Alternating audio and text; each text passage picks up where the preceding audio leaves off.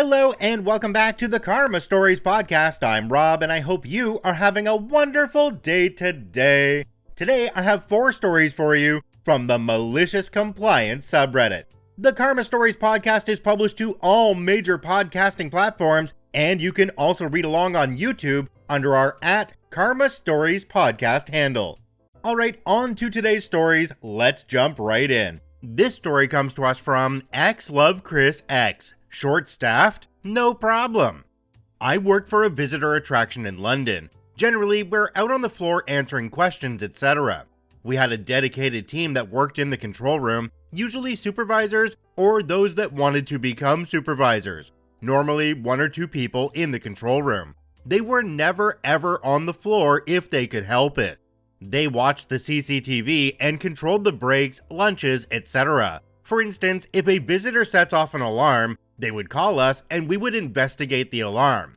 Management decided to pull the supervisors out onto the floor and train floor personnel to be in the control room.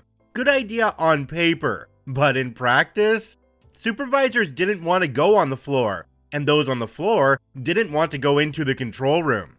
Some of us already worked in the control room as we relieved them for breaks, lunches, etc. Basically, if you were in the control room, you stayed in there. First training week went something like this: someone that knew the control room training and 3 to 4 of the floor people. Needless to say, that put us short-staffed on the floor and management had to go on the floor to cover. As how hard could it be? It will only be a week, then I'll go back to my cushy desk job. First day, I was training 3 or 4 floor staff and management and supervisors were on the floor. Management told me to treat them like normal floor staff. Okay, no problem. I asked everyone that I was training, normal floor staff? We all got big smiles on our faces. Not even 10 minutes goes by and radio call, "Can one of you bring the keys for the front door so we can let the public in?" It's a 5-minute walk from control to the front door. I radioed one of the management on the floor. "Come to control and pick up the keys and take to front door." I get a phone call. "Just have so-and-so bring them over. There's 4 of you in there." As per procedure, nobody is allowed out of the control room. Management takes 5 minutes to get to control and then take the keys over to the front door. So we are late opening. Next radio call. "Which key is it?" "It's number X." They open the doors. Alarm goes off. "Control, why did alarm go off?" "You need to call control to let us know exactly when to take the alarm off." Procedure. All of this is written down. Procedures must be followed.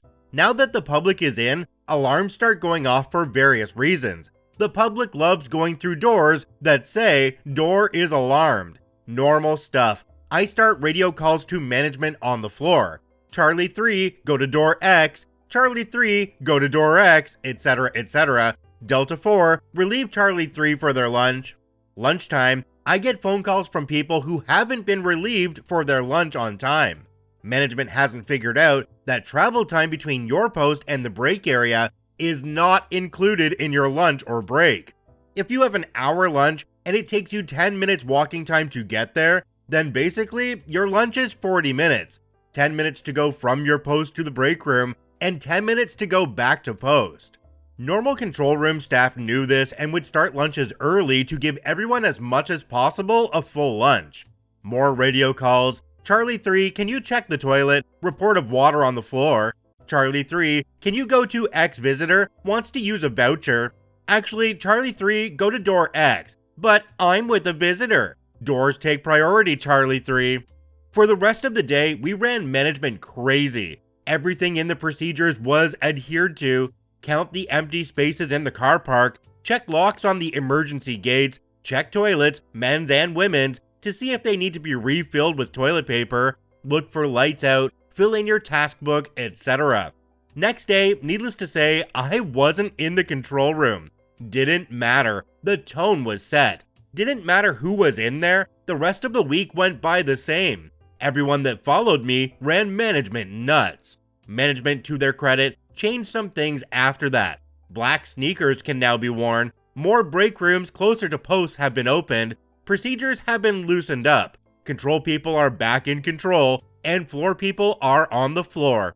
Everyone is now trained in the control room, but they only have to work it if they want. Still, it was a glorious week.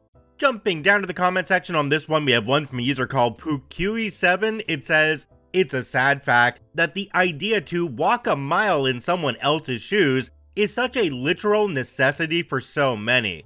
Management wouldn't and couldn't see the glaring issues with the workday for you all, not until they had to experience it themselves. I mean, the lunchtime issue itself, with some having such a long travel time, was ridiculous. I've said this on here a bunch of times before. You cannot effectively manage something that you've never done yourself. The best managers I've ever had were ones that had to start off in the positions that they were managing. One company I worked for, everybody even on their executive team had to work for at least 2 weeks in a store when they first joined the company to know exactly what it was like on the front lines. Every company should be run that way.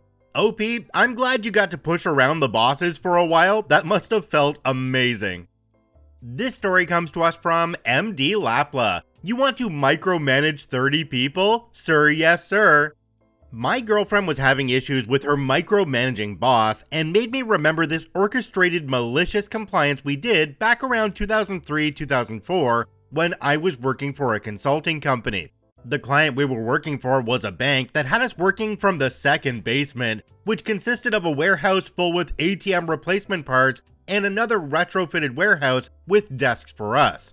You can imagine the type: flickering neon lights, ventilation columns. Only thing resembling a window was a poster of a window the consulting company hung up on the wall. Cell phones weren't that common then. Internet was kinda on, but everything was blocked because of the bank's firewall. We had to access Google via IP address.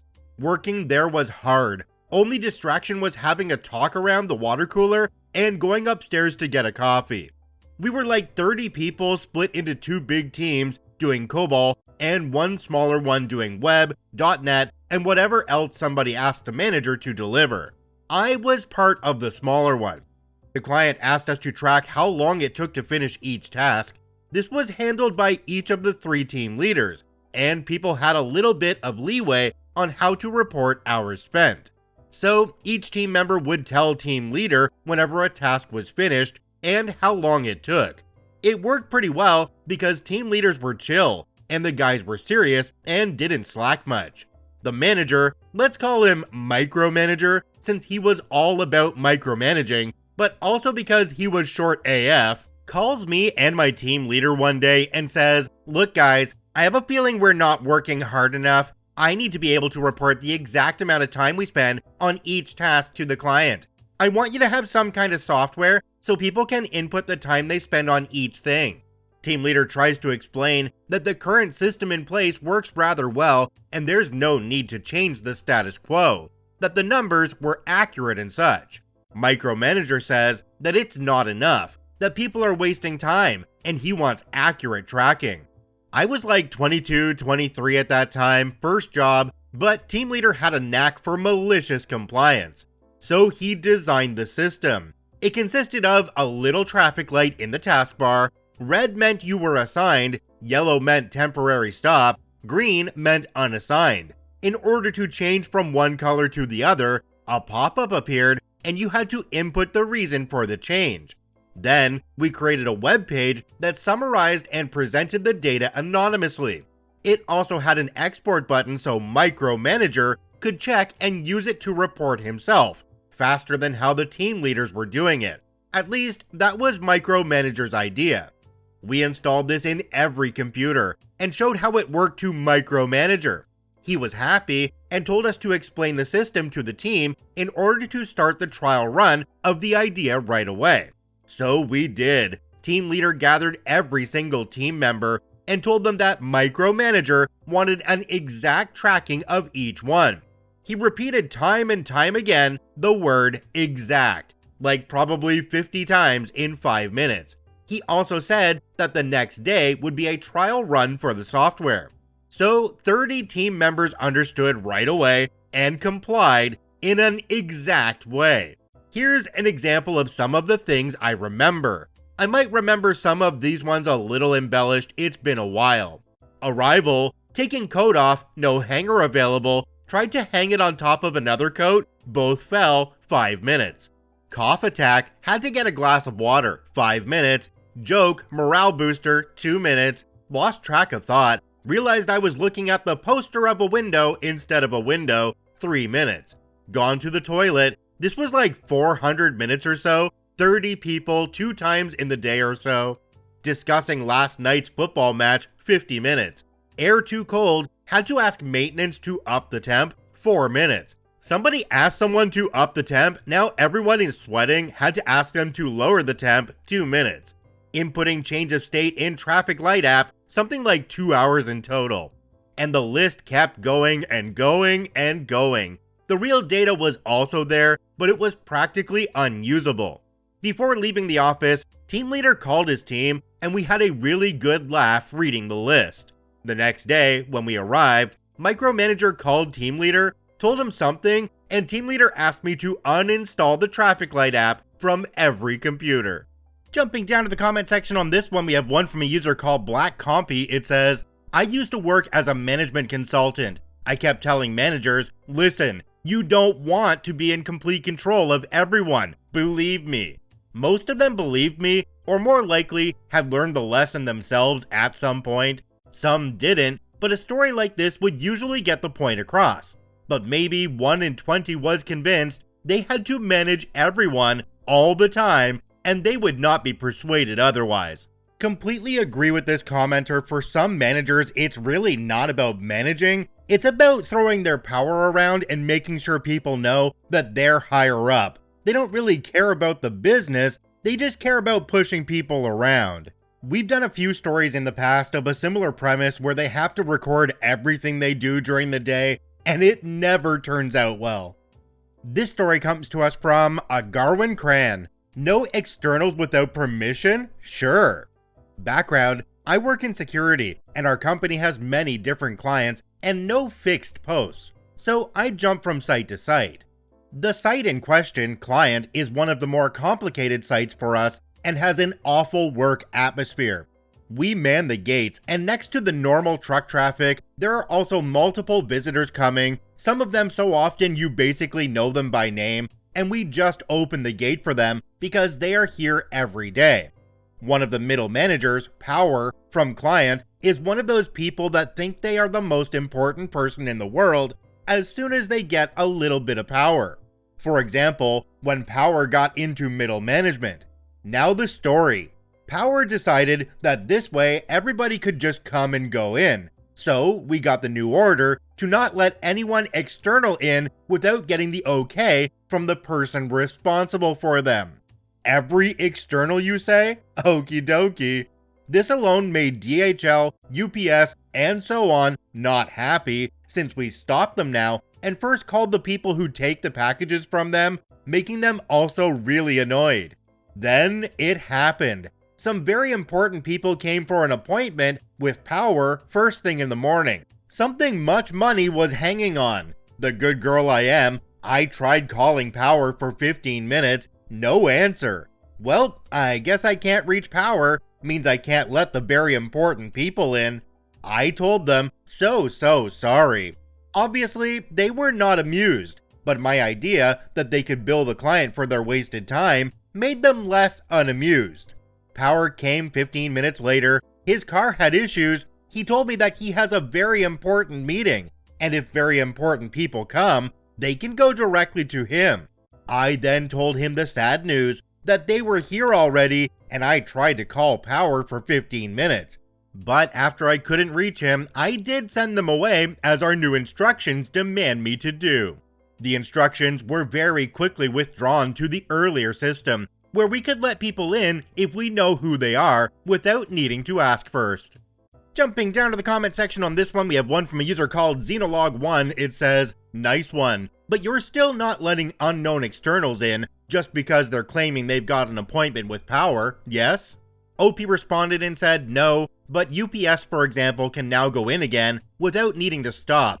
And in situation like this, I now also call coworkers if the person the people have an appointment with is unavailable and see if they may know something, which we weren't allowed before either. There were a few people down in the comments that said that the manager should have had the foresight to see that this would happen.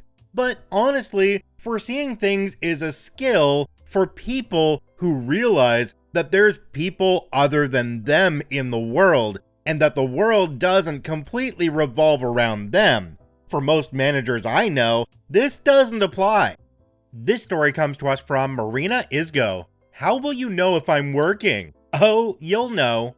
This happened many years ago when I was a field organizer, and I ended up with a manager who had explicitly said she didn't want to manage anybody, but a series of events meant I was her direct report. In our initial meeting, I went over everything I'd been doing up to that point, where to find my weekly, monthly, quarterly, and annual reports, how to keep track of where I'd be, and how to give me feedback between our monthly check-ins. She was not used to working with field organizers and was shocked that I wasn't going to be in the office except for meetings and to turn in my reports. And it's fine to not know things, but then she went and said, "If you're not in the office where I can see you, how will I know you're working? You could be doing anything you want and I'd never know." Over and above what kinds of assumptions that makes about my character, whether or not someone looks like they're working is a terrible metric for measuring what work is actually getting done. But I kept that to myself. Rather innocently, I offered to have my task tracking app send her an email whenever I accomplished a task. She agreed. The thing about me is I am a fast worker. I always have been. It's been a bone of contention with people who I work with. I create backlogs. I make other people feel weird about how much they do in a day. I used to get upset about this and wish everybody was as fast as me.